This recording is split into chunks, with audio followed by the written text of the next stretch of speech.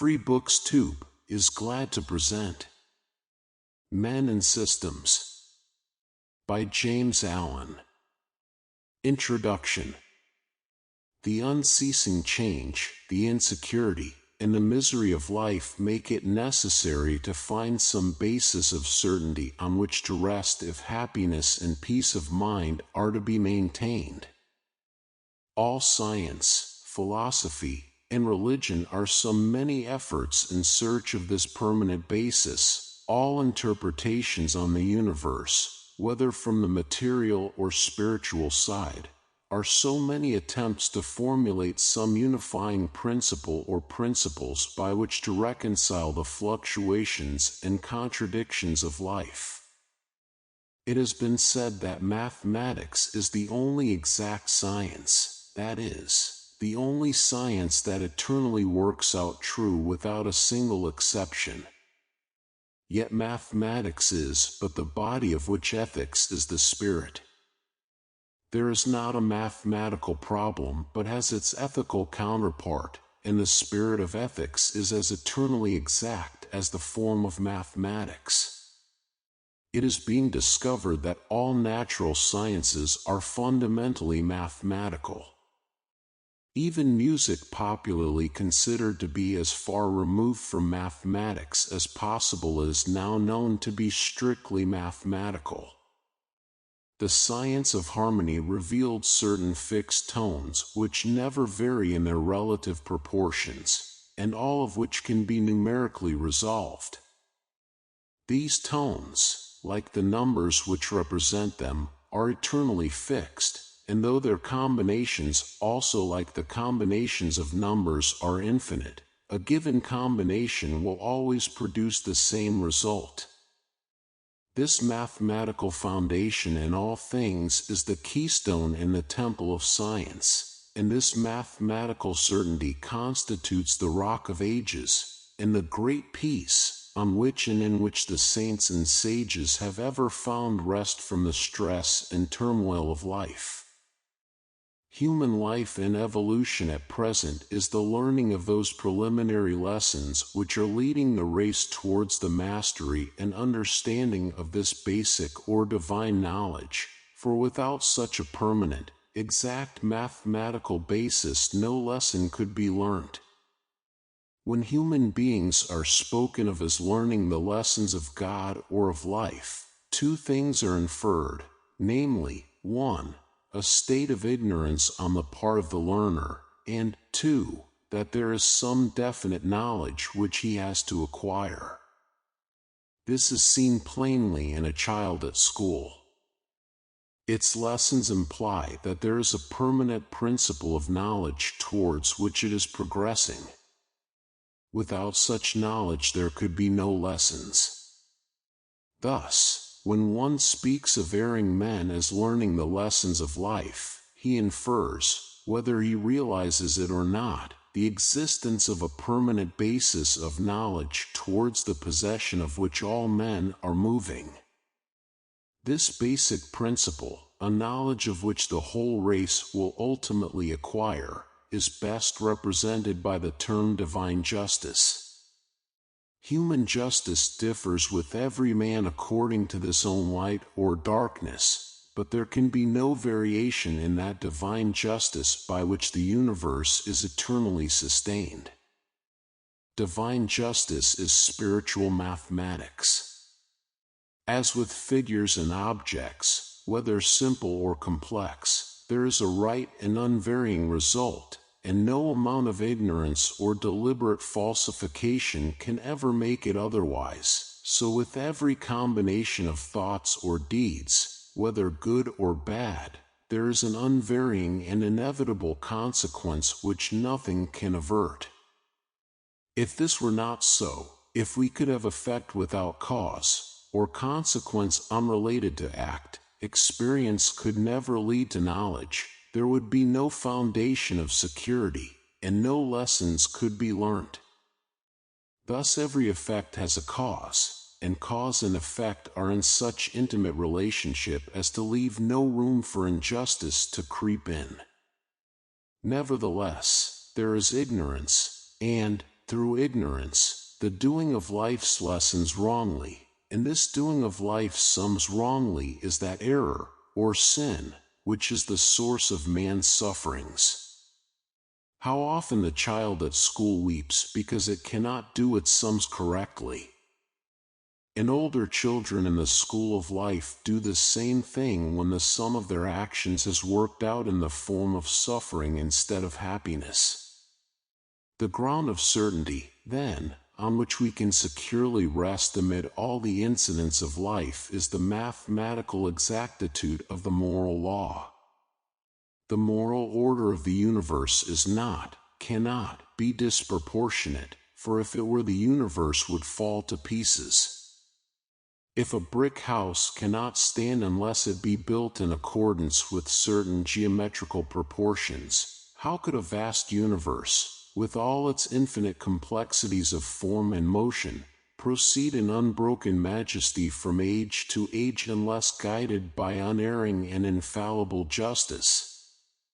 All the physical laws with which men are acquainted never vary in their operations. Given the same cause, there will always be the same effect.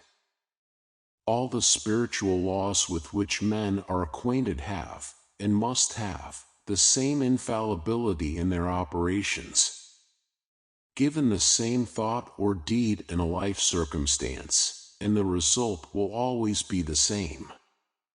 Without this fundamental ethical justice there could be no human society, for it is the just reactions of the deeds of individuals which prevents society from tottering to its fall. It thus follows that the inequalities of life, as regards the distribution of happiness and suffering, are the outworking of moral forces operating along lines of flawless accuracy. This perfect law is the one great fundamental certainty in life, the finding of which ensures a man's perfection, makes him wise and enlightened, and fills him with rejoicing and peace. Take away a belief in this certainty from a man's consciousness, and he is adrift on a self-created ocean of chance, without rudder, chart, or compass. He has no ground on which to build a character or life, no incentive for noble deeds, no center for moral action. He has no island of peace and no harbor of refuge. Even the crudest idea of God as of a great man whose mind is perfect, who cannot err, and who has no variables nor shadow of turning, is a popular expression of a belief in this basic principle of divine justice. According to this principle there is neither favor nor change, but unerring and unchangeable right. Thus all the sufferings of men are right as effects, their causes being the mistakes of ignorance, but as effects they will pass away. Man cannot suffer for something which he has never done, or never left undone, for this would be an effect without a cause. Man suffers through in himself. Where the effect is, there is the cause. Its seat is within, not without. The things which men are reaping today are of the same kind which they formerly sowed. The good man of today may be reaping the results of past evil, the bad man of today may be reaping the results of past good.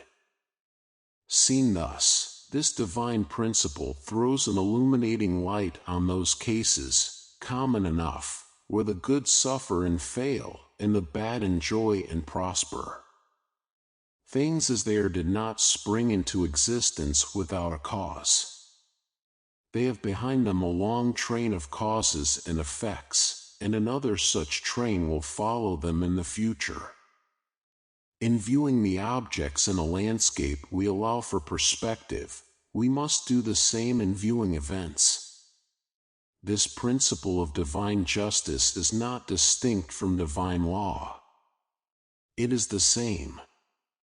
Partial men separate justice from love, and even regard them as antagonistic, but in the divine life they blend into one.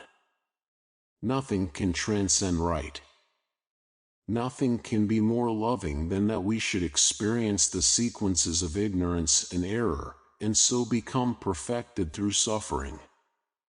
In this divine love, which never alters, never errs, never passes over a single deed, we have a sure rock of salvation, for that which could shift and change could afford no foothold. Only in the unchangeable, the eternally true, is there permanent peace and safety. Resorting to this divine principle, abandoning all evil, and cling to good, we come to a knowledge and realization of that basis of certainty on which we can firmly stand through all life's changes. We have found the rock of ages and the refuge of the saints. James Allen. Bringtholu. Ilfracombe. 1. Men and systems. Their correlations and combined results. There is today a widespread revolt against those modes of human activity designated systems, and these systems are almost invariably referred to as something distinct from, and yet directing, controlling, or tyrannizing over, humanity itself. Thus the leaders in the revolt referred to speak of the commercial system, the social system, the competitive system, the political system, and so on, and the particular system condemned is made responsible for made the cause of certain widespread evils, such as poverty, vice, and as those systems were some sort of discarnate and gigantic despots, enslaving and crushing an innocent and unwilling humanity. Such an arbitrary and external form of system has no existence. It is a delusion. Human systems cannot be separated from human desires and needs. They are, indeed, the visible outworking of those desires and needs. A system is none other than the combined and concerted mode of action of the community. It signifies a tacit agreement on the part of all, or nearly all, that things should be so and so. It is a method in which humankind agree to act. And as men act, so systems appear. As they cease to act, so they disappear. And let it be understood that such agreement to act has no reference to, or bearing upon, a man's attitude towards a system whether for or against, but depends upon his actions. A man may violently condemn a system with his lips, yet show that he is in agreement with it in his heart by the fact that he continues to act in accordance with it, to follow it out in his daily life. We are all aware of that form of religious hypocrisy, nearly always unconscious, that continues to commit the sin which it violently denounces, thus showing, in practice, a fundamental agreement with that which, superficially in ion theory, is opposed. And this form of unconscious inconsistency is not confined to religion. It is a pronounced factor in all moral activities, and is nowhere more strongly in evidence than in those directions where the reform of existing systems is, theoretically at any rate, the primary aim. Thus, when I have asked some socialists, who condemn the present capitalist system as a system of getting rich on the labor of the poor, why they themselves live on dividends, that is, on the fruits of other men's labor, thus propagating every day that which they denounce as an evil, the reply almost invariably has been, "You should blame the system, not me." This reply shows that such people regard themselves as the helpless victims of a tyrannical something which exists external to, and independent of, themselves and their actions, and which they call a system. But a little reflection will show that which they denounce as the system is none other than the viewing as evil certain actions in others which they regard as good in themselves. Human systems are human modes of action which are dependent for their continuance on a fundamental tacit agreement among men to continue to act in the same way, and such agreement implies that those who continue to enact any particular system must be prepared to meet and to accept its disadvantages as well as its advantages, for in the struggle for advantage there must always be the corresponding disadvantage. In the battle of human interests there must always be both victory and defeat. Viewed in this light, the term innocent victims of the system, so much in vogue, is seen to be shallow and delusive. There are no innocent victims of a system in which all engage either in the letter or the spirit. If guilt there be, then all are guilty, and the innocence is superficial and apparent, not fundamental and real. In reality, however, there is neither innocence nor guilt attached to a human system which has evolved through long processes of struggle and time. There is merely the victory and happiness on the one hand, and the defeat and misery on the other, and the defeated are not the innocent, nor the victorious the guilty, for both these conditions in social life are the just effects of men's actions, as victory and defeat attach to a battle or a race. To make this more plain, let us take a simple illustration. Here are 10 men who mutually agree to engage, among themselves, in certain forms of gambling. Now, the object of each of these men is to win, and so increase his wealth, yet they all know that there is also the possibility of losing. No, indeed, that some must lose, for such is the unavoidable hazard of the game. Immediately these men commence to act. By laying down their stakes, they have created a system which might be called the gambling system, and the advantages and disadvantages of such a system soon become apparent. There is ceaseless fluctuation of their combined wealth, some winning and becoming rich, and then again losing and becoming poor, but ultimately some lose all they possess and have to retire defeated, while others acquire the loser's part and become rich on their gains. Now, it cannot be said of the winners that they are guilty of exploiting and crushing down the losers, nor can it be said of the losers that they are the innocent victims of the system of gambling in which they are engaged. In the mental attitude and actions of these 10 men there is neither innocence nor guilt, but a mutual engagement and a method, with its inevitable results, namely, the reaping of its advantages on the one hand, the suffering from its disadvantages on the other. In like manner, of the various systems in which men have involved themselves, there are no innocent victims, no guilty tyrants. Victims there are, if men choose to apply that term to the defeated, or to those who, for the time being, are suffering loss, but they are the victims of their own deeds, and not of an overruling and compelling injustice outside themselves. Of the 10 men who engage in gambling, none are victimized, none can possibly be victimized, but themselves. Those outside the system, that is, those who do not encourage and propagate it by their acts, remain untouched, uninjured by it. So if our present commercial system should be a system of greed, as many social reformers style it, then not by any possibility whatever could any but the greedy be injured by it. Doubtless there is much greed in the world, for in its present stage of evolution humanity is learning its lessons largely along selfish paths. But greed can never have any existence in external system, it can only exist in human hearts, nor can greed injure any but the greedy. Commercialism is free from greed in the hands of those who have destroyed greed in themselves. But they who are greedily will taint everything, even religion, with their own impure condition.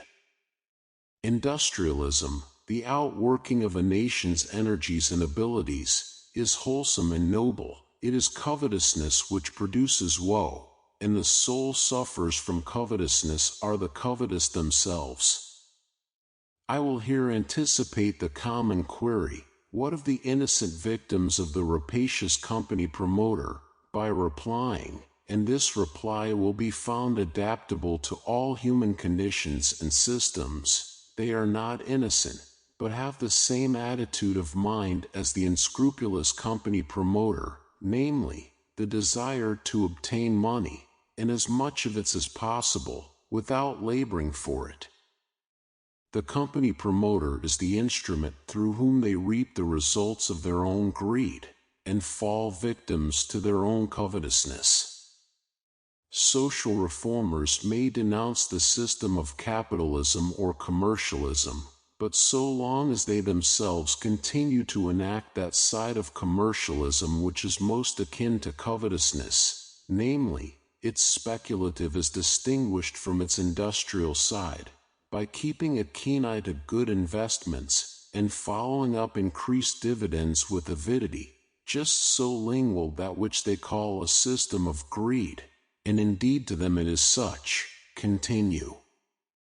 Those who are striving to life by speculation on the fruits of another's labors, or who have the spirit to do should the opportunity arise, and the number of those who are anxious to acquire money without giving its equivalent is very large, should not bemoan the existence of want and poverty, but should perceive and receive such conditions as the inevitable disadvantages of the method which they are acting out, as luxury and riches are its advantages. The hope of one day becoming suddenly rich without working for it, and living ever after a life of unbroken ease, is a common chimera among the poor. While covetousness continues to sway the human mind, want and poverty will continue. Men desire, and then they act, and they combined acts constitute what men call systems. The 10 gamblers desired to increase their wealth without laboring for it, and at each other's loss, and they acted accordingly. Their combined actions constituted the system with its combination of results. Systems are, therefore, deeds combined and reciprocal of a number of individuals, and the so-called evils in the world which men attribute to systems as distinguished from men are the reactions upon individuals of their own deeds. A system cannot be unjust, because men inevitably reap the just effects of their own deeds. The evils which prevail in the world are indications of justice, not injustice.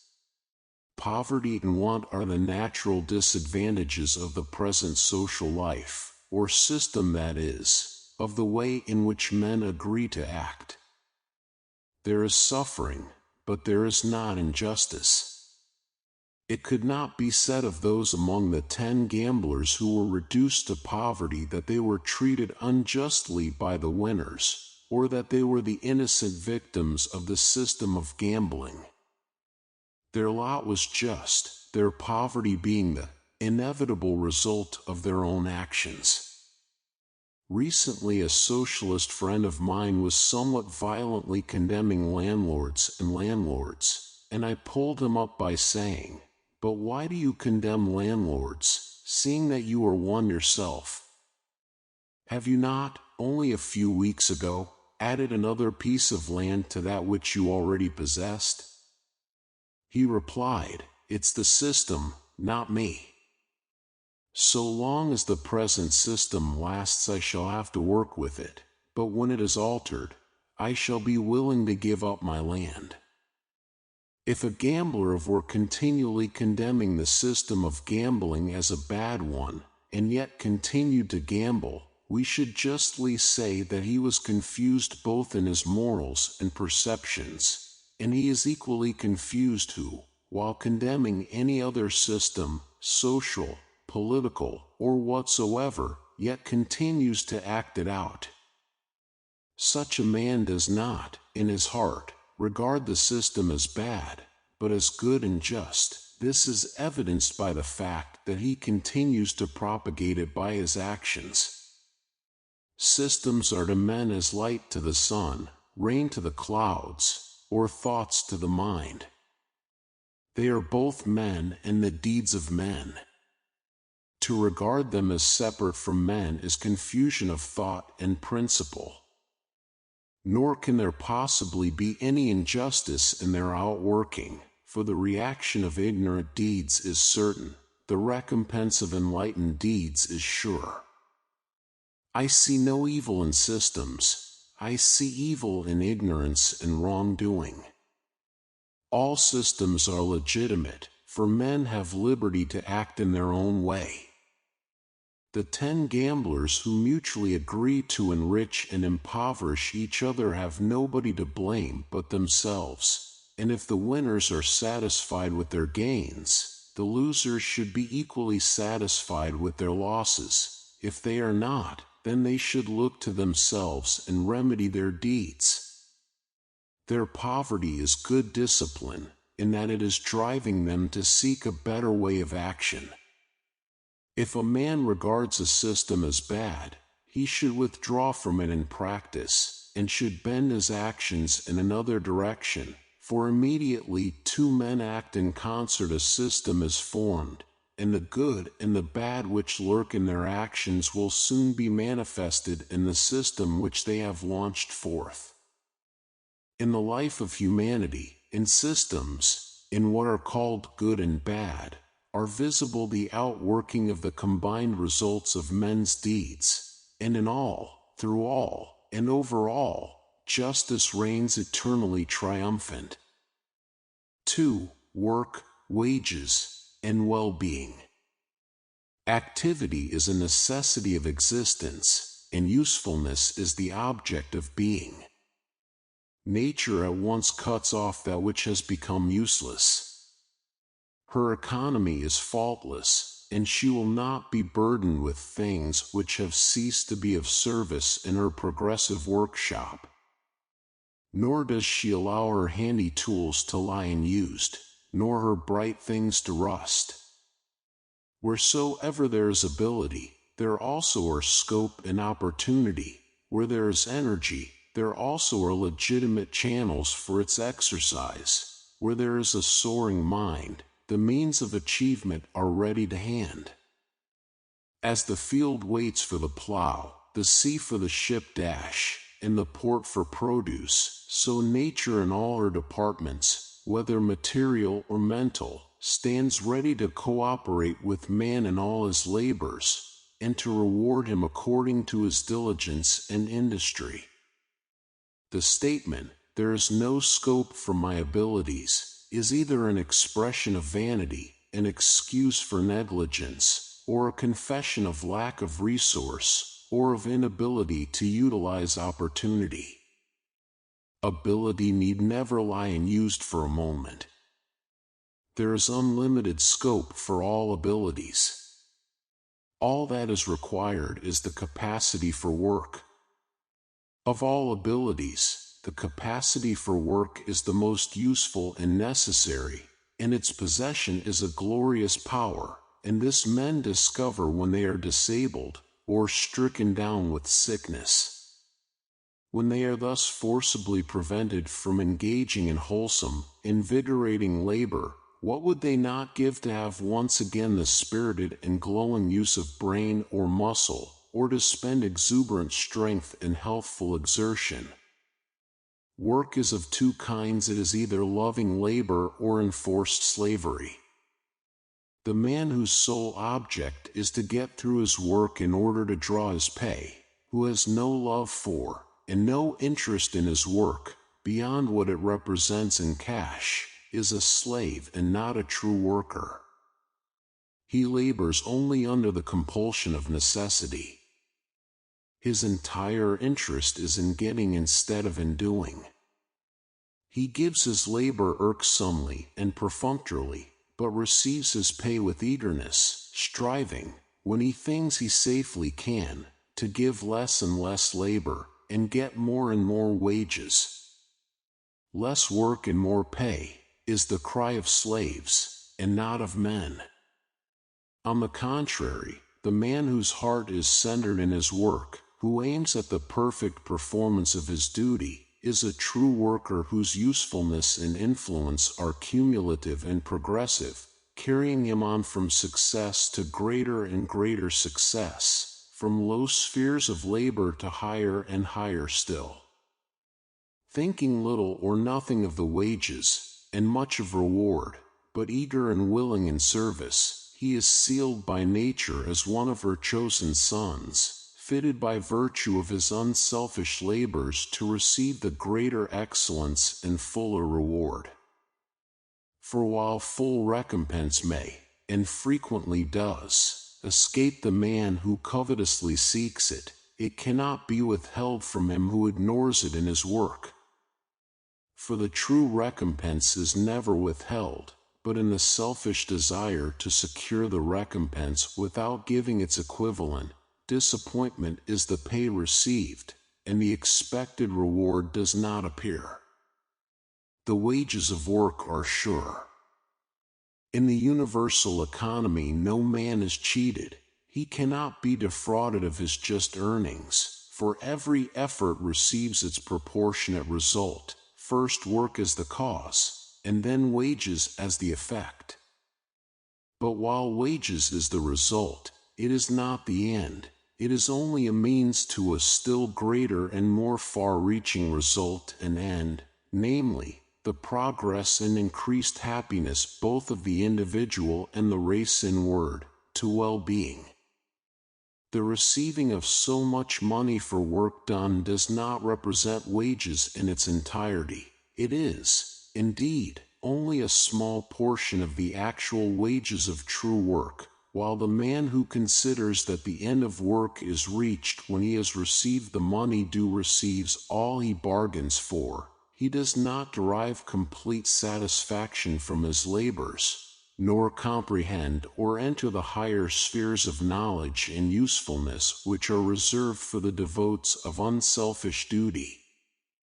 It is a day of definitely marked progress in the life of a man when, by the illumination of spirit which proceeds from the development of higher sense of duty, he passes from the burdensome sphere of slavery to the happy world of work, when he leaves behind him the grasping and bartering, the drudgery and humiliation, and, accepting his place among his fellows, becomes a cheerful cooperator with humanity, and a willing and happy instrument in the economy of things. Such a man receives the completion of wages in its sevenfold fullness as follows. 1. Money. 2. Usefulness. 3. Excellence. 4. Power. 5. Independence. 6. Honor. 7. Happiness. First, he receives the full amount of money of which his work is the equivalent, but in addition to this, his usefulness to the world is increased, and continues to increase in an ever-ascending degree, and this greater usefulness is one of the pure delights of labor, for one of the chief rewards of use is to be of greater use. To the slave, idleness is coveted as the reward of labor, but the worker rejoices in more work still.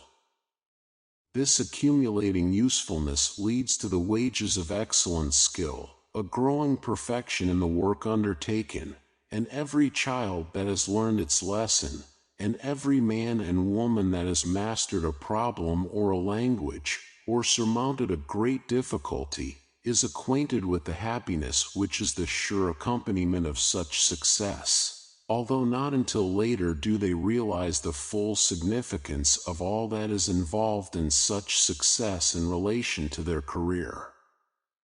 For a point of excellence is at last reached which merges into power, knowledge, mastery. The man who is devoted to his work becomes at last a master in that work, whatever it may be. He becomes a teacher, a guide, an instructor to others who are treading the lower levels of the path up which he has climbed. He is sought out by others for the knowledge which he has acquired through practice and experience.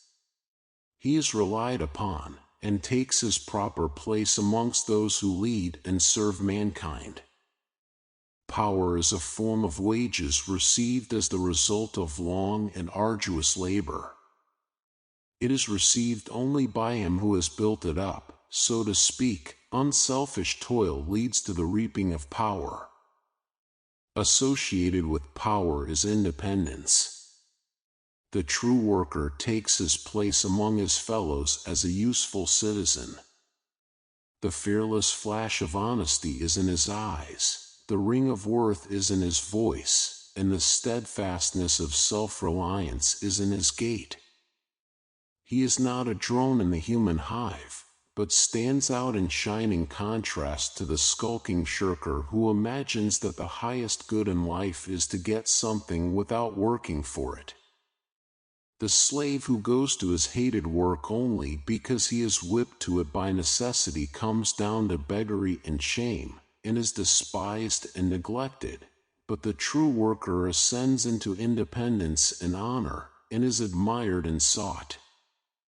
Honor, this is one of the higher forms of wages, and it comes unerringly and unsought to all who are energetic and faithful in the work of their life.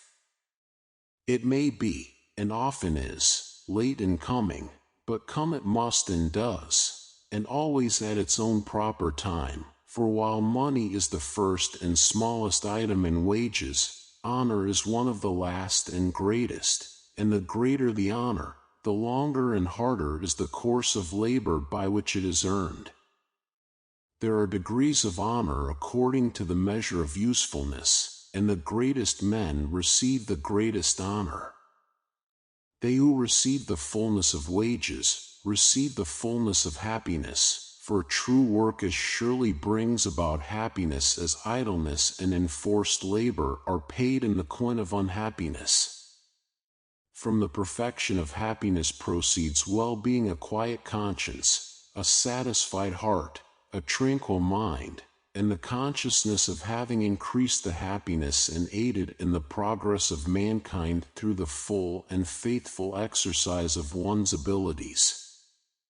First work, and then wages, but well-being only follows when the work is of the true kind, when it is loved for its own sake, and when the money received for such work is utilized for further work and better achievement instead of being squandered in folly and self-indulgence.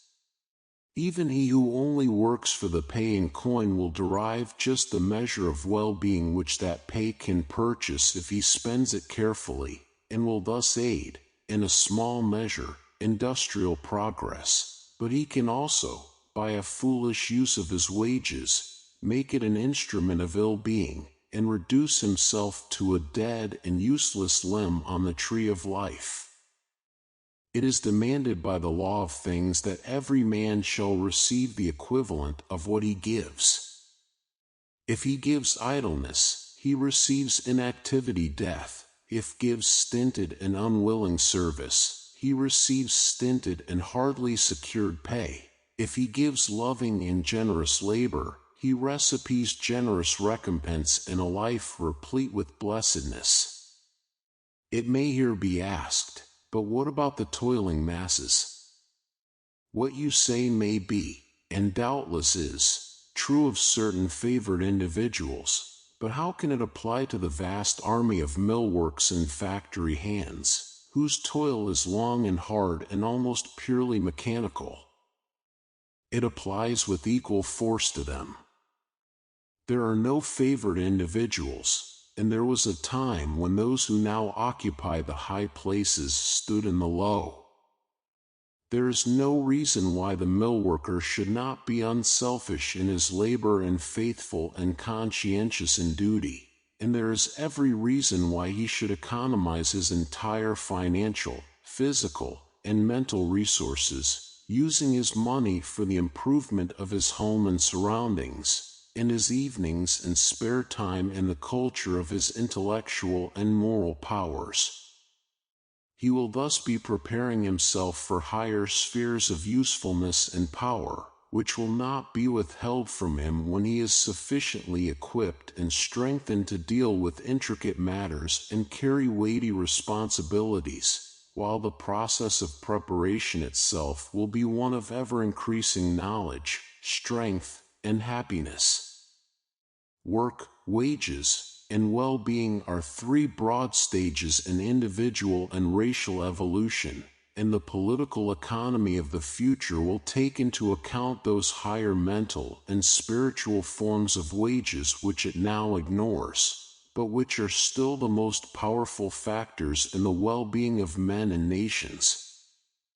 Well indeed will it be for that nation which is the first to realize and wisely utilize the fact that its prosperity and happiness are not limited to its material resources, but that in the mental and spiritual material of its inhabitants it possesses inexhaustible mines of living resources which, when worked with the tools of suitably evolved educational methods, will afford rich yields of prosperity and peace, that the surest and swiftest way to even material success as well as to all the higher and nobler successes is by the assiduous cultivation of character.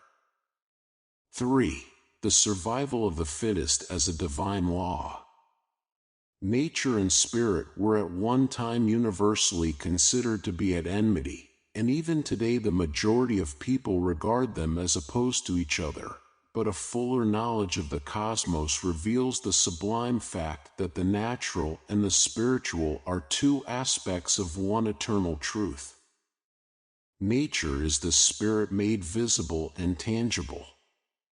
The seen is the expressed form and letter of the unseen. We search in trackless deserts of speculation to find the real, while all the time it stands before us. The return from those weary and fruitless wanderings to truth is a coming back to the simple and obvious, but whereas we went out with sealed eyes, we come back with them unsealed. We look upon nature with a vision clarified from ignorance and egotism, and lo! The unclean has become clean, the mortal has become immortal, the natural is seen to be also the spiritual. Thus, when the physical scientist reveals a natural law, he, at the same time, makes known to the understanding mind whether he himself knows it or not a spiritual law. The whole universe is spiritual, and every physical law is the letter of a moral principle. When the moral nature of the cosmos is apprehended, all controversies about matter and spirit as things opposed are at an end, and the assiduous worker in physical realms, often spoken of contemptuously as a materialist, is seen to be a revealer, as well as the worker in spiritual realms, the two phases of the universe being, as we have pointed out, but two arcs of one perfect whole. When Charles Darwin made known the law of the survival of the fittest, he revealed the working of divine justice in nature. The almost universal prejudice and passionate opposition among religious people which the announcement of his discovery aroused was based, not on the fact itself, but upon a total misunderstanding of that law. That opposition has today nearly died out, but even yet one frequently hears this law referred to as a cruel law, and the belief in it denounced as tending to destroy pity and love. Such people always think of this law as the survival of the cruelest, or the survival of the strongest, and here is where the misunderstanding arises. The correct term, the survival of the fittest, must not be lost sight of, for the fittest are never the cruelest, and rarely the strongest. The strongest and cullest creatures have long since passed away, and have given place to weaker, but more intelligent, creatures and beings. Think of the numberless insects, and of the many powerful enemies which beset them on every hand. Yet these wonderful and beautiful creatures continue to flourish, and they owe their continuance to their intelligence, which is greater, better and more fitted to survive than the strength and cruelty of their enemies. For what is the survival of the fittest but the survival of the best? In a world of continual progress, it must needs be that the best of every period takes precedence of the worst, the good of the bad, the fit of the unfit. This, indeed, is the very meaning of progress.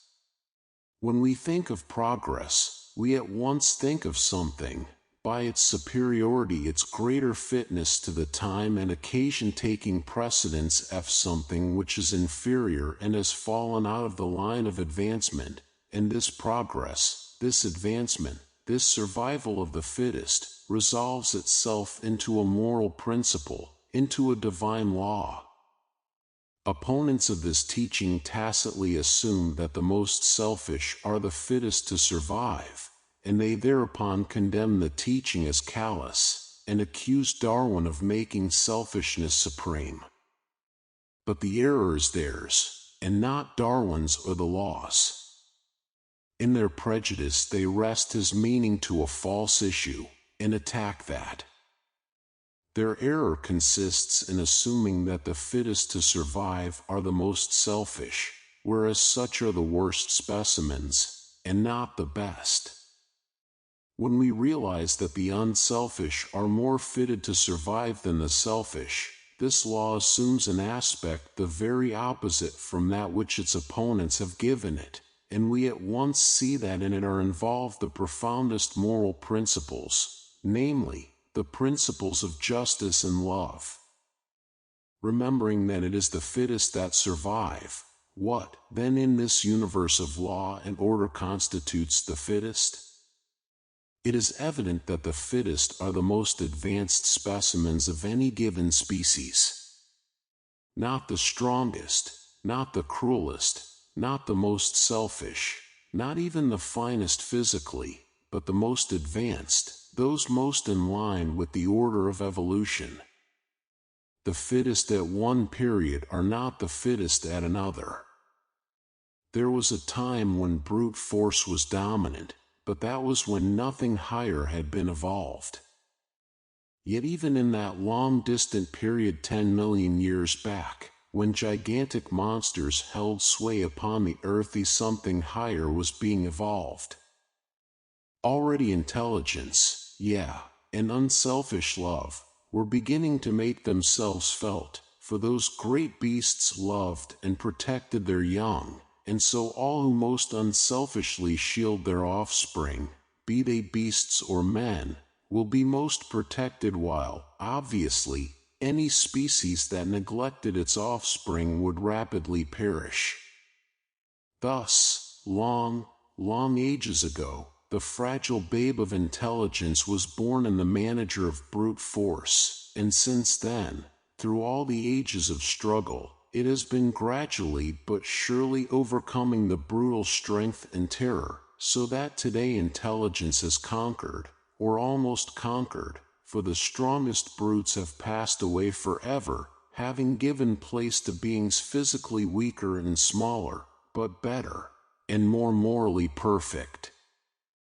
Without the operation of such a law, man could never have come into existence, for man is, up to the present, the crown and summit of a process of struggle, selection, and progress which began many millions of years ago when the first of life appeared upon the earth. Man is the product of the law of the survival of the fittest operating through millions of years, perhaps millions of ages, yet in brute strength he is far inferior to many animals. He rules the earth today because of the principle of intelligence within him. But there is being evolved in man a higher principle than intelligence, namely, divine love, which is as much higher and more powerful than intelligence as intelligence is higher and more powerful than brute force. I use the term divine love in order to distinguish it from human affection, and from that intermittent kindly impulse, which are both spoken of as love. Intelligence may aid selfishness, but not so love. In love all selfishness is swallowed up and brute force is no more, both being transmuted into gentleness. The beginnings of the divine love are already in the world. We see its wonderful operation in the few men in whose it has been perfected, namely, the great spiritual teachers who, by their precepts and the example of their lives, rule the world today, and selfish men worship them as God.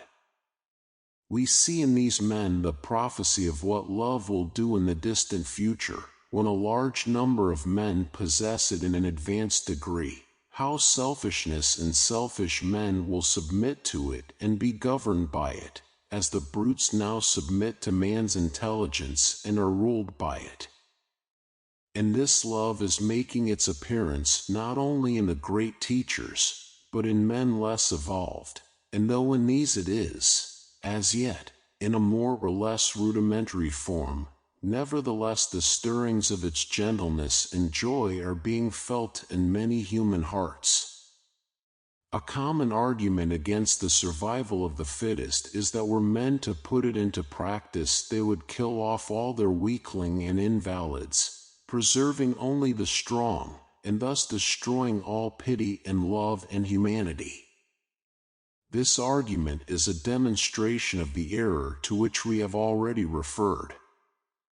It is ludicrously self-contradictory, for, while it admits that the best elements are pity and love and humanity, it asserts that these would perish if the fittest, or best, survived. And here we are at the heart of the whole matter. The best does survive, and, therefore, pity, compassion, and love cannot be overthrown by selfishness is forever annihilated. Speaking of human beings, it is plain that the fittest to survive are not the selfish and the cruel, but those who have developed the finest characteristics of kindness, compassion, justice, and love. In a word, the most moral, the purest, and wisest. To talk about putting this law into practice shows ignorance of its nature, for it is independent in its operation, and is always in activity, and all men and creatures obey it, and should ever a race of men, under them is taken notion that they were practicing it, do it such violence as to kill off their weaklings and invalids, the law would not cease to operate in their case, and they, by virtue of that very law, would soon exterminate themselves. With the ceaseless march of human progress, cruelty is becoming less and less fitted to survive against the growing intelligence and gentleness. The cruel races have nearly all died out, only disorganized remnants of them remaining. The fierce animals of prey are becoming fewer, and brutal men are now regarded as a menace to society. Gradually and inevitably, also, selfish and aggressive men will come to have less and less power in the world, will become more out of harmony with the growing environment of peace and goodwill, till at last they will pass away from the earth altogether, as the gigantic brutes have passed away, no longer fitted to survive in a world conquered by love, in which righteousness and truth become triumphant.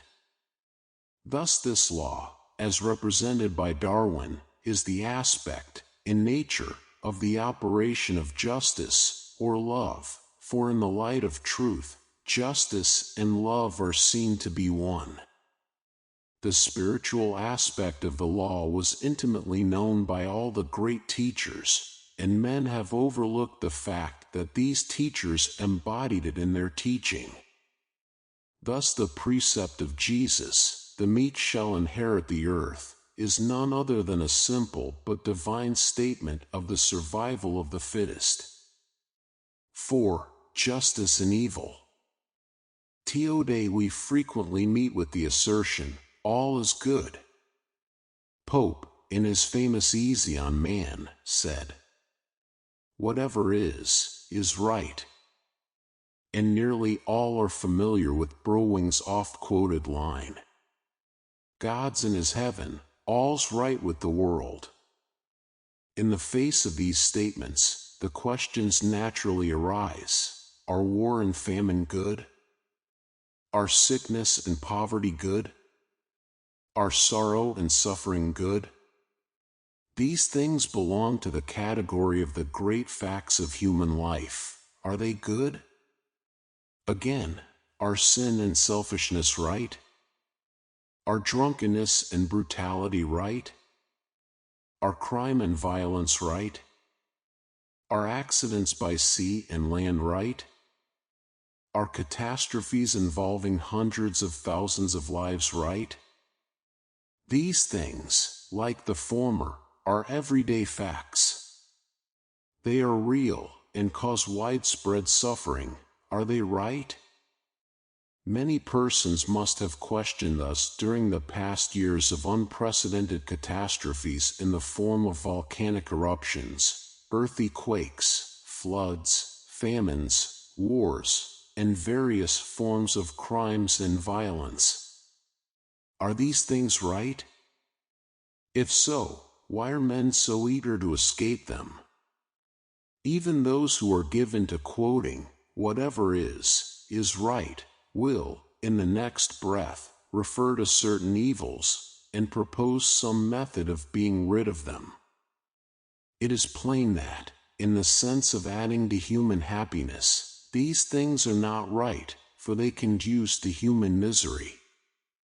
Even those who deny the existence of evil in theory recognize it in practice, in their efforts to conquer it.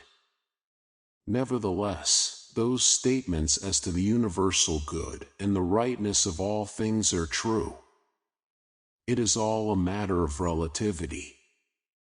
The recognition of evil and the statement that all is good are not contradictory. When the events of life are related to human happiness, then some are recognized as good, and some as evil, but when they are related to the fundamental and eternal principle of justice, then all things are seen to be good, right, in harmony with the great law of inviolable equity. Take a simple example, that of physical pain.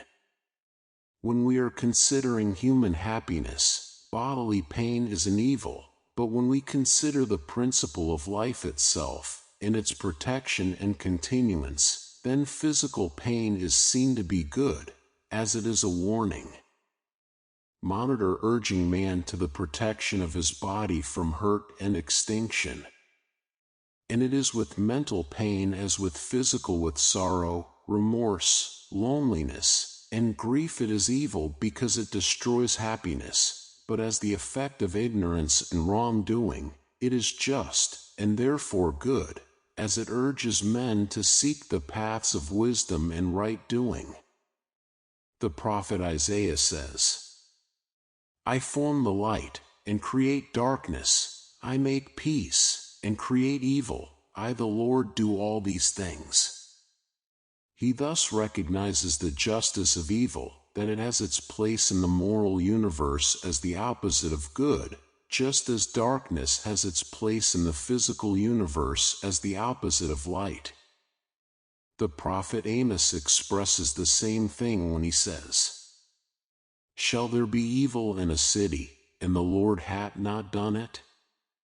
The writings of the Hebrew prophets in the Old Testament teem with statement of the truth that evil is rooted in justice, not in injustice, that all the afflictions and calamities which overtake men spring from some violation, on man's part, of the moral law. So pronounced are they upon this point that they even attribute the suffering caused by purely external occurrences such as floods, storms, earthquakes, drought, and dearth of food to man's inward unrighteousness and his consequent departure from the divine order.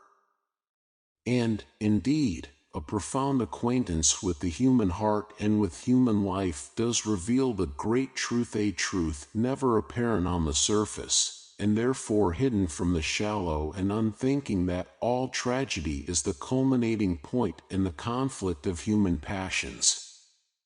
Where there are no violent passions, there can be no tragedy, no disaster, no catastrophe. When humanity has attained to inward harmony and peace, it will be free from all those forms of violence which now devastate the world, and scourge humankind with grief and lamentation.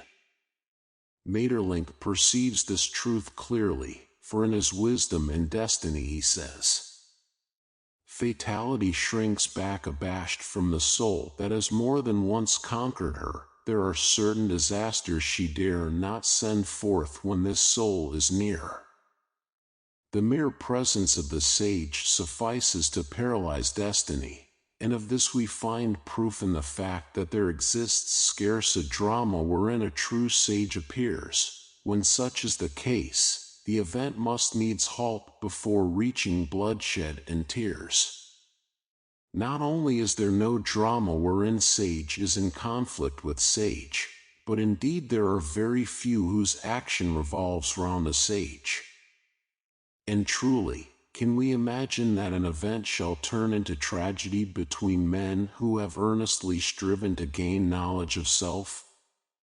It is rarely indeed that, though it be for an instant. They are afraid of a lofty soul, for they know that events are no less afraid, and were their heroes to soar to the height the real hero would gain, their weapons would fall to the ground, and the drama itself become peace, the peace of enlightenment. It is a significant fact that while Shakespeare depicted nearly every type of character, he never brought a sage into his dramas. The truth is that his tragedies could not have taken place in the presence of a sage. Their outward violence stands related as effect to the hidden cause of disordered and conflicting passions.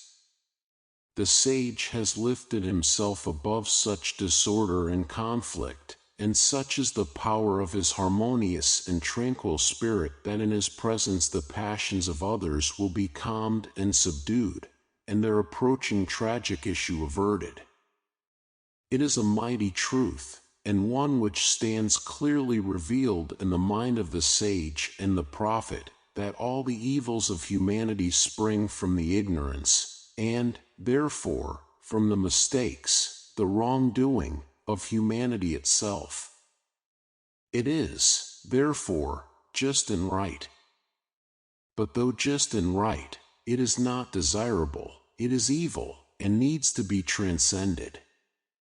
It is just and right, as imprisonment is just and right for the thief, in that it teaches man, and ultimately brings him to the feet of wisdom. As physical pain is a protector of man's body, so mental pain is a protector of his mind and of his life. From man's ignorance of the divine law of the moral order of the universe arise those thoughts and passions, inward conditions, which are the source of tragedy, disaster, catastrophe.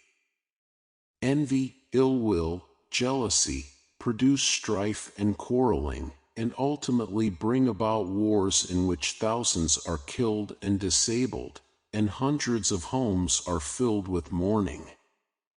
Greediness, self-indulgence, and the thirst for pleasure lead, through gluttony, indolence, and drunkenness, to disease, poverty, and plague.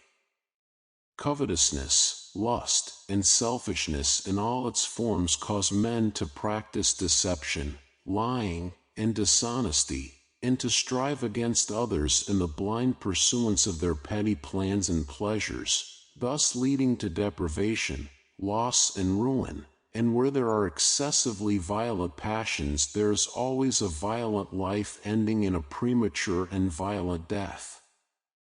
Man, by his ignorance, his selfishness, his darkness of mind, is the marker of sorrow and the cause of catastrophe. His sufferings are indications that the divine law has been arrested, and is now asserting itself. The tragic darkness of his life is the outcome of that same justice from which his joyful light proceeds. If every suicide, every ruin, every woe, even every accident, could be traced to its original cause in the moral constitution of things, its justice would be found to be without blemish. And that which applies to individuals applies in the same way to nations. Widespread selfishness leads inevitably to widespread disaster. National corruption is followed by wholesale catastrophe, and by national disaster and ruin. And not alone poverty, disease, and famine, but even earthquakes, volcanic eruptions, floods, and all such external happenings would be found, in their original cause, to be intimately related to men's moral life. That external accidents have a moral cause is plainly seen in the case of violent persons bringing about fatal accidents to themselves through folly and recklessness. Man's body, both by chemical and gravitational affinity, is a portion of the earth, as his mind, both spiritually and ethically, is a portion of the moral order of the universe.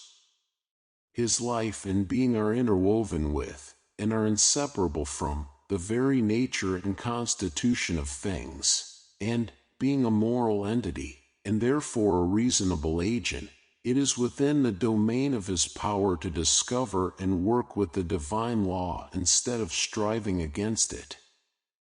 All man's pains, afflictions, disasters, calamities, are the shock resulting from running, either percipiently or blindly, giants the moral law, as a reckless rider or blind man is hurt when he runs up against a wall, and these sorrows are not the arbitrary visitations and punishments of an offended deity, but are matters of cause and effect, just as the pain of burning is the effect of coming into too close contact with fire.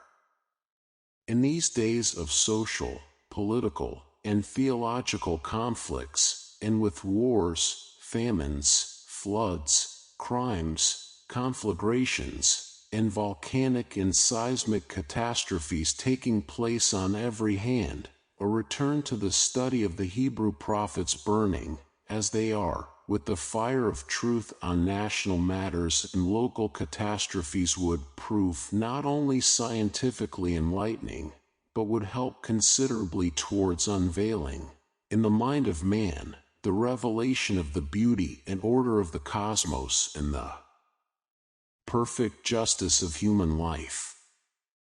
The evils of life are right because of the cause which man has created, but man, having created causes which produce evil, can also create causes which produce good, and when inward passions are tamed and subdued, the outward violence will disappear, or will be powerless to hurt mankind. Between the inward violence of surging passions and the outward violence of nature there is such a close correspondence as to render them, in the inner order of things, of one indivisible essence. As the prophet Amos again puts it, "For they know not to do right, faith the Lord, who store up violence and robbery in their places. Therefore thus faith the Lord God, an adversary there shall be even round about the land, and he shall bring down thy strength from thee, and thy places shall be spoiled." The outward adversary is necessary to nullify the inward violence, is brought into existence by it. When a nation becomes corrupt, it is conquered and swallowed up. When cities become morally bankrupt, they fall to pieces, or are destroyed by some outward force. 5.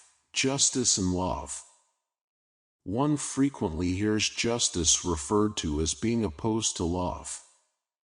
Such an error arises out of lack of understanding of the profound and comprehensive significance of these two principles, for two divine laws cannot stand in opposition or contradiction to each other. Two basic laws, both admittedly good, must harmonize, otherwise one would be evil, for good cannot oppose good. The antagonism which men place between justice and love does not exist in reality. It is an error arising from ignorance of the true nature and right application of the principles involved. The element of kindness is never absent from justice. If it were, it would be weak emotionalism and not love. There is often more love in a severe reproof than in a yielding acquiescence. The father who has little love for his child, though he may not treat it cruelly, will not take pains to train it properly, but the father who has great love for his child will train it with a firm yet gentle hand. He will be just to his child because he loves it. He will administer correction and reproof when necessary, that his child may profit thereby. Justice is not separate from love. Love is not separate from justice. The essential oneness of the two principles is simply expressed in the divine edict, "Whatsoever a man soweth, that shall he also reap." It is in accordance both with perfect love and perfect justice that man should reap the good results of his good deeds, and the bad results of his bad deeds. All men admit this theoretically, though the majority refuse to recognize the operation of such a law in the universe, arguing, when overtaken with trouble, that in their case they are not reaping what they have sown, as they have never done anything to call for such misfortune, but are suffering innocently, unjustly, or are afflicted through the wrongdoing of others. Such a law, however, obtains, and those who will search long enough, and look deep below the surface of things, will find it, and be able to trace with precision its faultless working. Nor would a right-minded man wish it to be otherwise. He would know that the kindest thing that could be done to him would be that he should suffer the full penalty of all his mistakes and wrongdoing, so that he might thereby grow more rapidly in virtue and wisdom. Petitions to deity to abrogate the just punishment of sins committed are without avail, and can only spring from an immature moral sense. Woe indeed would descend upon man if the law of justice could thus be set aside.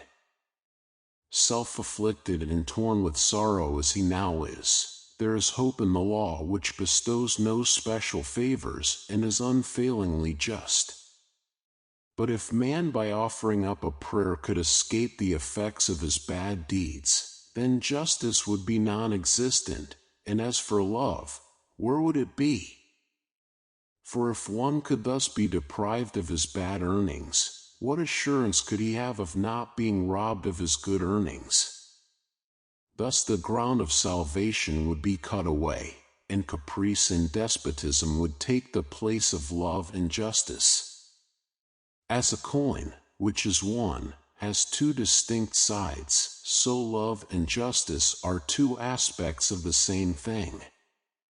Men do not perceive the love that is hidden in justice, nor the justice that hid in love, because they perceive only one side, and do not to turn these principles round, as it were, and see them in their completion.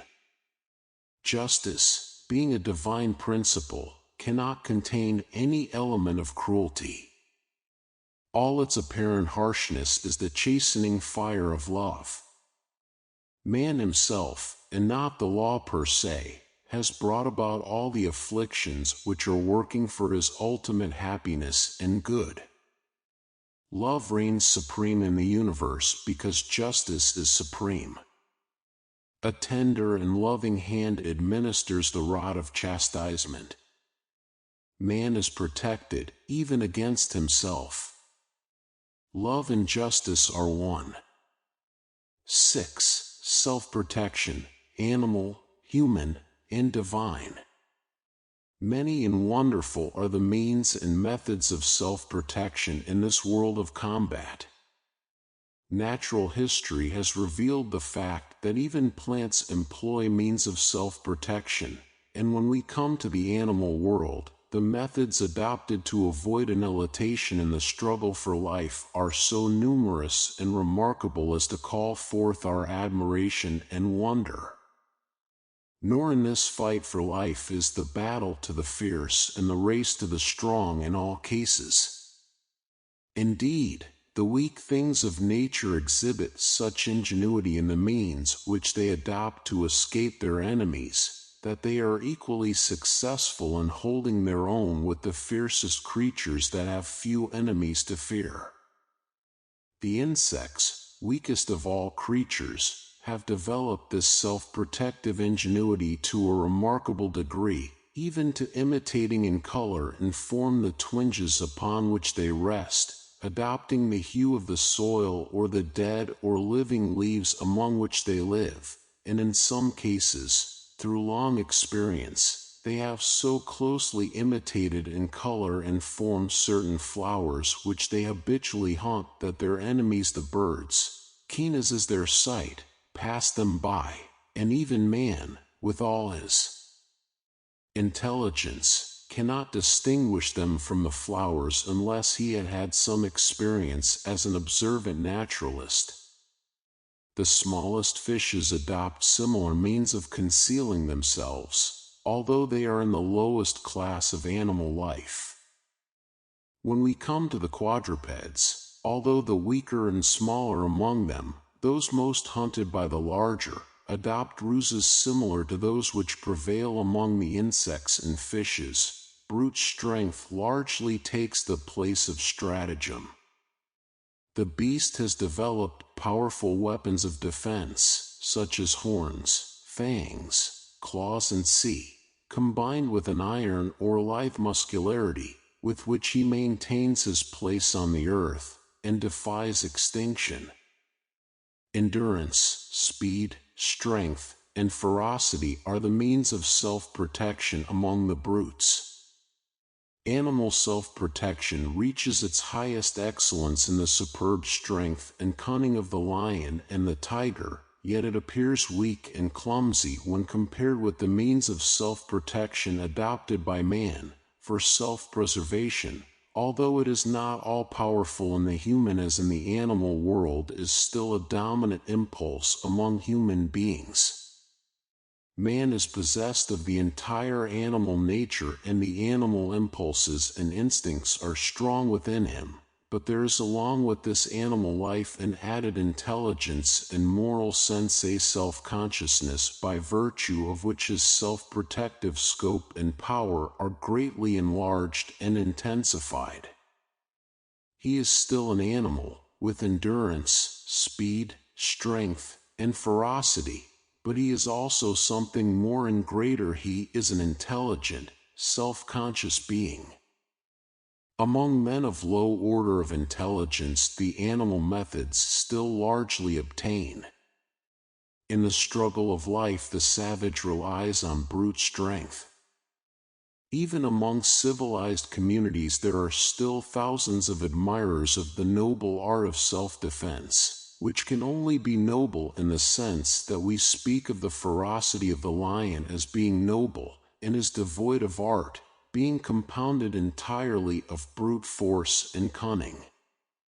Indeed, this practice is so closely allied to the beast that it has long ceased to be a means of self-defense among civilized men, and has become merely a vulgar pastime for the few. Working along physical lines, and still following the well-worn track of animal instinct, man has invented numerous implements of destruction by which to annihilate his enemy and preserve himself, and upon these, with increasing ingenuity and subtlety, he continues to improve. Working along the new path of pure intelligence, which is preeminently the human as distinguished from the animal sphere of activity, he discovers means of adding to his physical comforts and for the peaceful protection of his body, and asserts his right and power to live, not by brute force, but by toil of hand and keenness of brain. The basic struggle here, indeed, is not directly a fight for food and life, but for the artificial means by which food is procured and life maintained, namely, money. The fierce animal struggle has evolved into the more kindly human one. In place of the bloody strife with tooth and claw, there is the more amicable combat of wit and skill.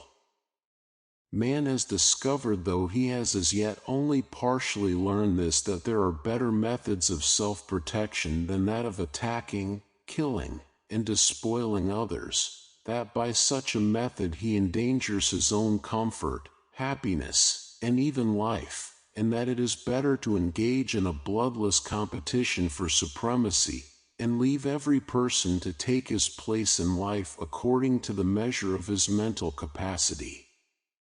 Right has begun to take the place of might, and although the struggle is largely one for money, it is not altogether so, but is surely evolving into one for the securing of those mental qualities which increase man's nobility, and better fit him as an instrument of life and progress.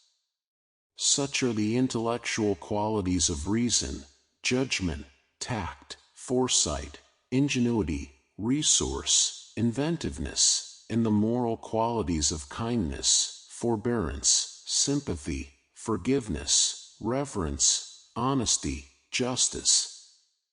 Human education at present is almost entirely along these intellectual and moral lines. The instruments by which man struggles with man for the capacity to live and to endure are faculties, not fangs, talents, not talons. Intellectual and moral excellence constitute the passport to existence in the human world. The intellectually vigorous and the morally upright take the lead in the race of life. Nevertheless, the weaker ones take their place and have scope and opportunity for development. Slowly man is learning that in the protection of others, the weak, the suffering, and the afflicted, he is affording a sure protection for himself. Such methods of self-protection we perceive an enormous advance upon the savage instinct of the brute. Commerce, crafts, and games take the place of plunder and destruction, and limited animal affection is enlarged to benevolence and philanthropy. In human competition the brute still lurks, but its ferocity is subdued, its nature is largely transmuted into something better, more beneficent, its dark horror is lightened up with the warm rays of kindness, its harshness is softened by the gentleness of a larger and ever-increasing love. But high as is human over animal self-protection, there is another form of self-protection that is as high above the human as that is above the animal, and that is divine or spiritual protection. By this method the man does not fight with others physically, after the manner of the brute. He does not struggle with others mentally, as does the human being. He fights with the brute within himself, in order to annihilate it. He struggles with the greed in his own nature, that he may fit himself to live the higher, nobler, more enduring life of peace, goodwill, and wisdom. In divine protection the fierce struggle with others is at an end, the competition of self-interest is no more, and the weapons employed are self-sacrifice and non-resistance. And these weapons can only be understood and employed by him whose moral elevation is such as to gain him admittance to the world of divine things. Just as the feigned and tallied brute cannot grasp and use those mental weapons of resource and inventiveness which the more highly endowed and talented human being employs with such ease and power, so the self-seeking man cannot comprehend and wield those instruments of self-sacrifice and non-resistance with which the divine man not merely shields himself but protects the whole world. self-interest, resistance to, and competition with others, are the most powerful factors in the purely human life, but in the divine life, self-obliteration, and deep-felt sympathy with, and compassion for others, are the dominant motives. The divine man conquers by non-retaliation and by yielding where others enter into selfish strife, and his gentle powers are so invincible that the lesser selfish powers, great and potent as those are when compared with the merely animal equipments, dissolve away in ineffectual weakness. As bestial instincts cannot vie with human powers, so human powers cannot stand against divine principles, and the divine man stands upon, and acts from, such principles. In him the human qualities mentioned are merged into the divine principles of patience, humility, purity, compassion, and love. Both the animal and the human are concerned only with the protection and preservation of the body, which is temporal, but the divine man's preservation is concerned with the spirit, which is eternal, like the principles upon which he stands.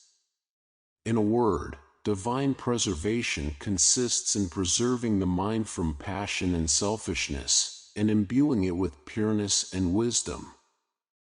We get a glimpse into the vast power inherent in self-sacrifice and non-resistance when we contemplate the lives and characters of the few divine men who practiced these principles in Jesus, Buddha, and others. All men, broadly speaking, yield and bow down to these great masters in divine things.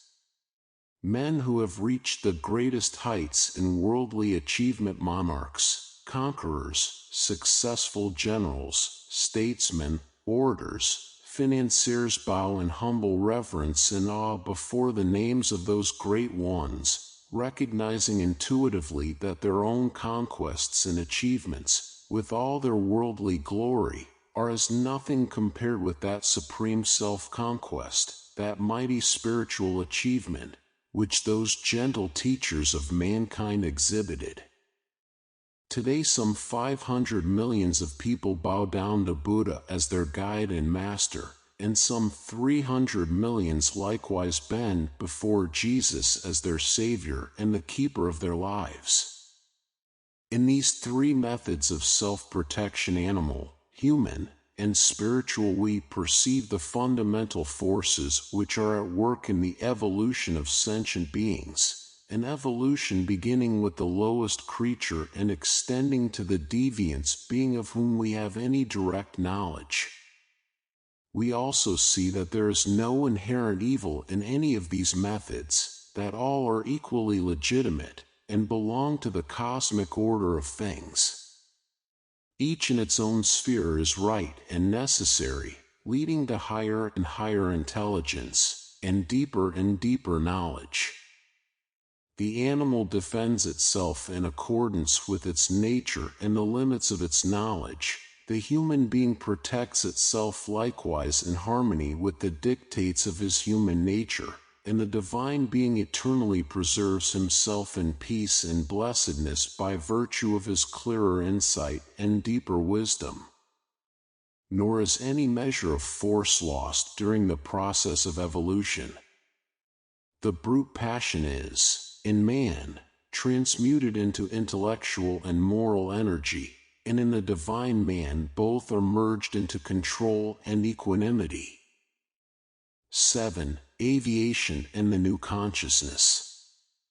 Dr. Buck, in his work Cosmic Consciousness, published some 10 years ago, stated that aerial navigation would become an accomplished fact in the near future, and that it would revolutionize the social and economic conditions of the world. So far as the advent of the new means of travel is concerned, he has proved to be a true prophet, and I am convinced that his prophecy of its revolutionizing aspect will shortly begin to be proved true. Of this great revolution and its completion, Dr. Buck says, before aerial navigation boundaries, tariffs, and perhaps distinctions of language will fade out. Great cities will no longer have reason for being, and will melt away. The men who now dwell in cities will inhabit, in summer, the mountains and the seashores, building often in airy and beautiful spots, now almost or quite inaccessible, commanding the most extensive and magnificent views. In the winter they will probably dwell in communities of moderate size. As the herding together, as now, in great cities, so the isolation of the worker of the soil will become a thing of the past. Space will be practically annihilated. There will be no crowding together and no enforced solitude. The above is a beautiful picture of the result upon human society of the discovery of aviation, and it will no doubt prove true. Not that such a condition will be brought about rapidly. It will at least require several hundred years, and it is highly probable that it will be several thousand years before it is fully realized. As yet we are only in the crudest beginnings of flying, and the mastery of the air as a medium of human transit affords more scope for improvement and invention than any of the mechanical modes of locomotion hitherto employed. Invention will follow upon invention, through a long period of time, until men will be able to propel themselves through the air with a swiftness, a safety, and a skill perhaps equal to that of the migratory birds for the swiftest type. It was Edison who long years ago declared that the ultimate and perfected flying machine would be built on the principle of the bird. While conforming more or less to this principle, the present machines are more on the principle of the kite, the motor driving power taking the place of the string. In his book The Coming Race, Lord Lytton describes the individuals of that race as each possessing a pair of mechanical wings which were under the complete control of the operator, and by means of which he soared into there and propelled himself gracefully through space. Doubtless this will be form which the perfected flying machine will take, and it conforms to that principle of the bird referred to by Edison. But the phase of aviation with which we are here concerned is that which connects it with the evolving consciousness of man, for out of that self-consciousness, which is now man's dominant condition, and which is inevitably connected with struggle and suffering, with labor and sorrow, the beginnings of a higher, diviner form of consciousness are making their appearances.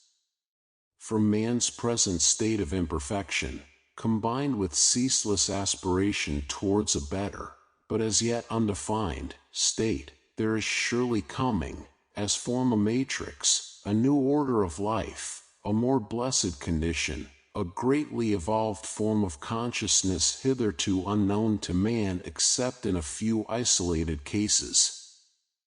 Invention is allied to progress is, indeed, an outward manifestation of inward growth. All man's inventions are adaptations to his expanding consciousness, and they definitely mark important turning points in the evolution of the race. At the moment man's necessity, the new and needed thing appears. Just as the human intellect was preparing to break from the bonds of old superstitions, and sally forth in joyous and untrammeled freedom, the printing press appeared as the chief instrument of man's liberation. The coming of the steam engine tallied with the accelerated speed of human thought as it began to shake off its ancient lethargy, and when the expanding human mind could no longer move in a contracted local circle, or remain satisfied with petty selfish differences, the locomotive came forth to meet man's wider range, and to afford him scope for his increased mental activities and enlarged sympathies. And now another invention has entered the field of actuality, one growing out of, yet more important than, any which have preceded it, that of flying. Man has hitherto employed the solid earth and the less solid water as the medium of material transit, but now he is to make an obedient servant of the tenuous atmosphere, using it to speed bird-like directly to his desired destination. And this is an important outward sign of the new stride in evolution which the race is now taking. Rapid and restless changes are marking the present transition period. Old religions and forms of government are passing away. New modes of thought and action are everywhere appearing. Man's consciousness is expanding. The human form of consciousness is about to touch, is indeed touching, the point of completion, and from it there will spring, is already springing, the divine form of consciousness which is destined to transform the entire human race. For under that the reign of consciousness nearly everything, as it at present obtains in the world, will be reversed.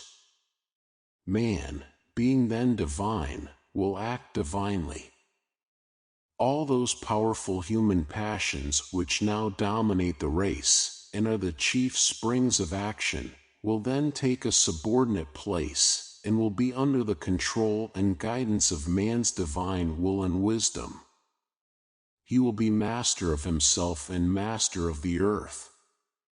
Already man has been feeling the growing wings of this new consciousness wherewith he will soar into the highest regions of knowledge and blessedness. For ages, and under the guise of numerous religions, he has aspired to it, and the prophets have foretold it, and now he is to obtain his divine birthright. Aviation is the first outward symbol, as it were, of this new mind which is now taking shape. It is also more than a symbol, for it will form the first important material instrument by the aid of which the new consciousness will begin to materialize its glorious ideas and magnificent schemes. For the happiness of today is misery compared with that blessed state which will obtain on the earth when the divine condition has become well established. The beginnings of this new condition, as aided by aviation, will be noticed in the breaking down of certain material limitations between man, and between nations, and the disappearance of war. Along with it will come a free and fraternal industrial intercourse between the nations, and a growing tendency to adopt and practice those fundamental religious principles which are universal, and thus to inaugurate one great worldwide religion. As aviation becomes more perfected, and enters into man's economical schemes, these new conditions, the first seedlings, as it were, of the new consciousness will begin to appear, for when men are rapidly flitting from country to country, from continent to continent, on the wings of the wind, they will be brought so close together, both socially and industrially, that the old animosities which now exist between them will die out, the old national barriers will quietly break down and disappear.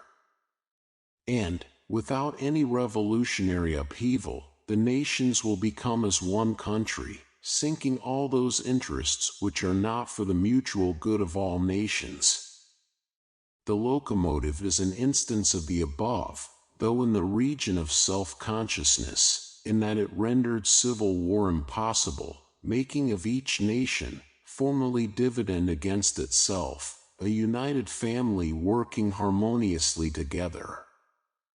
Aviation, however, will be connected with a higher region of consciousness altogether, namely, the cosmic consciousness, and its results will be much more striking and more far-reaching than those which have hitherto taken place in man's self-conscious condition. At present we are only in the experimental stage of aviation, but this will be quickly followed by the economic stage, in which flying will be adapted to human travel and mercantile uses.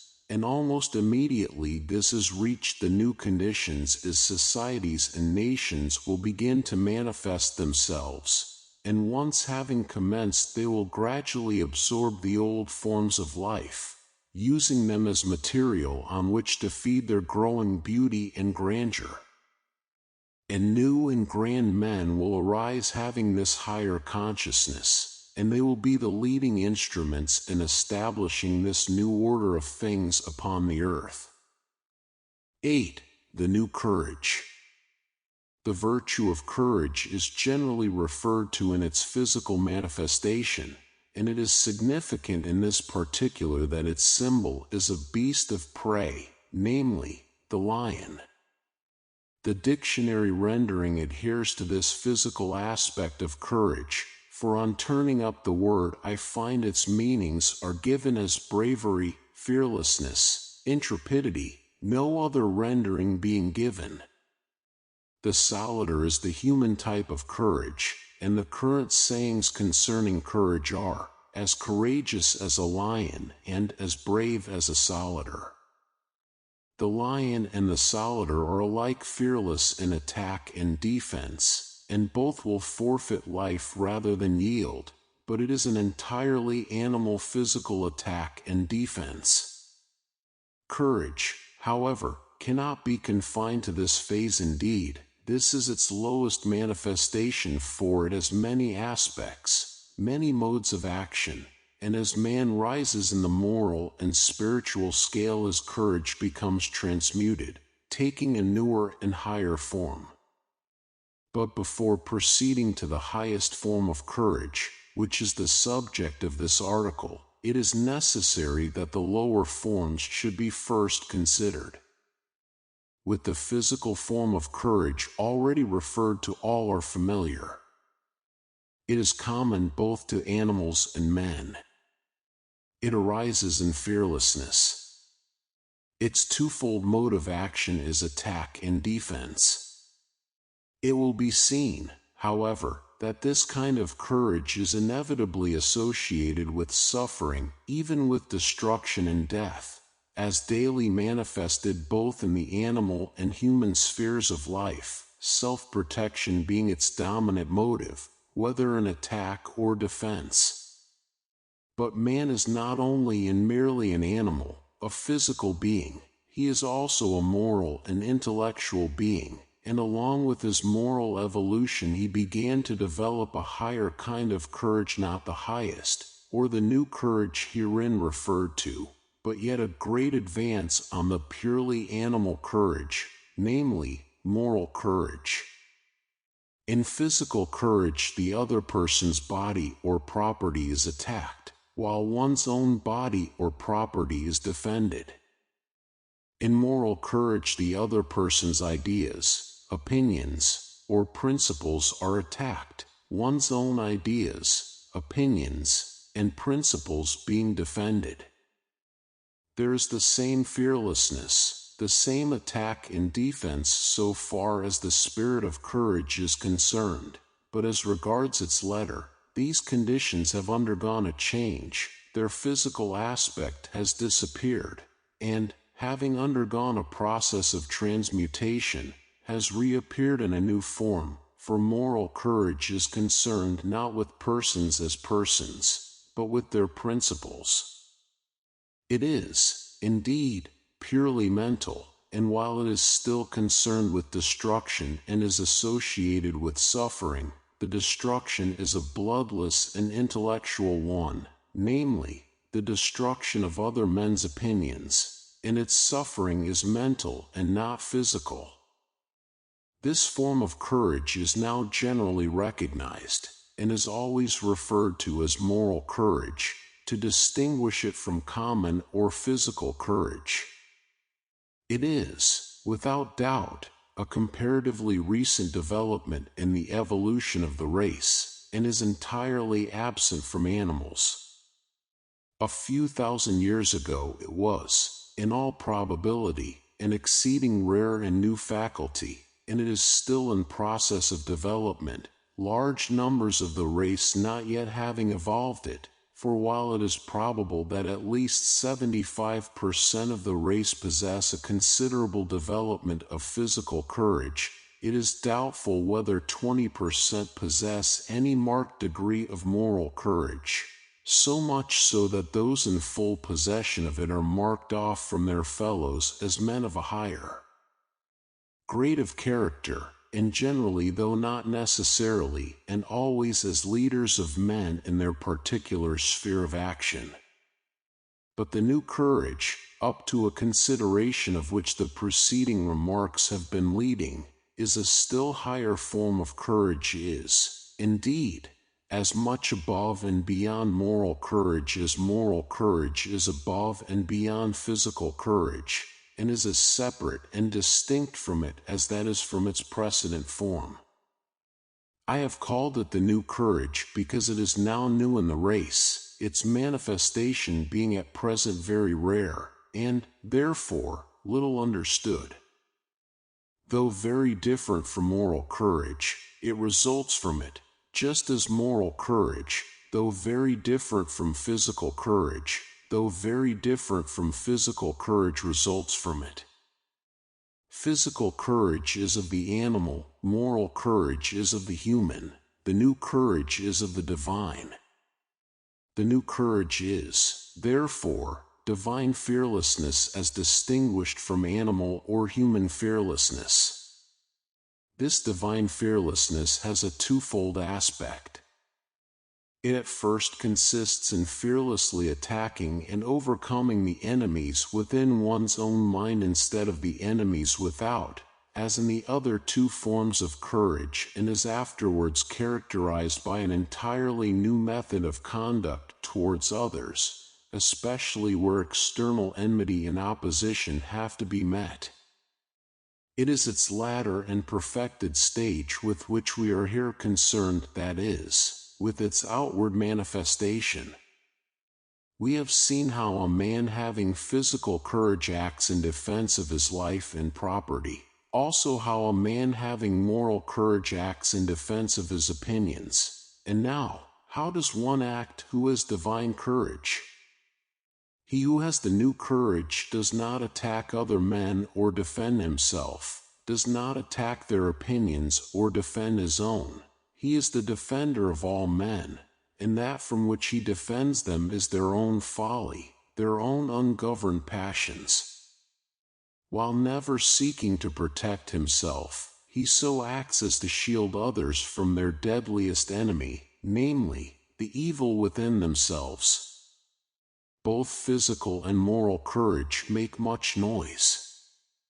In the one there is the clash of arms and the roar of artillery, along with the shouts of the victories and the groans of the dying. In the other there is the fierce war of opinions and the clamor of conflicting tongues. But in the new courage there is a profound silence, yet this silence has more influence and enduring power in one man than that noise has in entire humanity. The new courage may, indeed, be described as the courage to be silent. Thus, when the man of divine courage is attacked, abused, or slandered, he remains serenely silent. Yet this is not a proud and selfish silence.